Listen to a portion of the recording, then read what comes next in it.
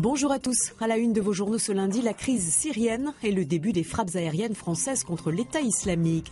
Et des bombardements intervenus à la veille de l'Assemblée générale de l'ONU, rappelle le Figaro, pour qui François Hollande a choisi d'arriver en chef de guerre. La date de ces attaques n'est donc pas une coïncidence.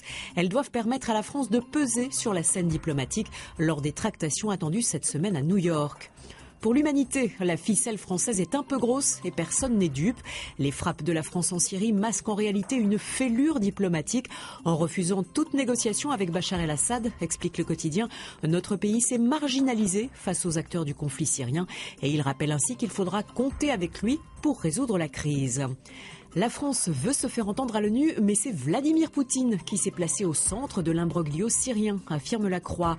Le président russe, qui n'était pas venu aux Nations Unies depuis 10 ans, est redevenu un interlocuteur indispensable sur la scène internationale. Un retournement de situation spectaculaire, souligne Le Monde, car il y a encore peu, la Russie était montrée du doigt pour son offensive en Ukraine. Aujourd'hui, le maître du Kremlin est revenu en odeur de sainteté et il sera même la vedette de cette Assemblée générale de l'ONU.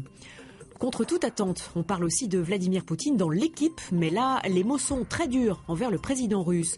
Le quotidien sportif a rencontré en effet Garry Kasparov, l'ancien champion du monde d'échecs passé à la lutte politique.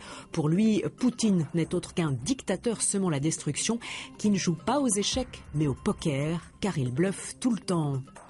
De son côté, Libération revient sur le festival de dessin de presse qui réunit près de 300 professionnels du monde entier près de Limoges. Une manifestation évidemment marquée par les attentats de Charlie Hebdo.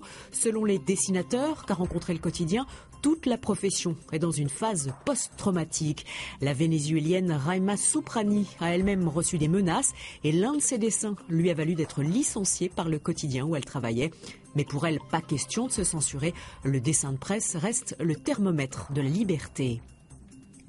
20 minutes nous rappellent que l'opération Octobre Rose démarre aujourd'hui. Pendant un mois, de nombreux événements sont prévus pour sensibiliser au dépistage du cancer du sein. Et comme il est important de partager son expérience avec d'autres malades, le quotidien gratuit met à l'honneur un réseau social baptisé Mon Réseau Cancer du Sein, un site décrit comme un grand soutien et une bouffée d'air frais par ses utilisatrices. Pour terminer, prenez vos cahiers et vos stylos, c'est l'heure de la dictée. La ministre de l'Éducation veut rendre cet exercice quotidien et cela réveille un débat vieux comme Jules Ferry, note Le Monde. Depuis des décennies, la dictée est sans cesse portée au pinacle, puis vouée aux gémonies. Bref, il est urgent de tout changer pour que rien ne change. Posez vos stylos, très bonne journée à tous.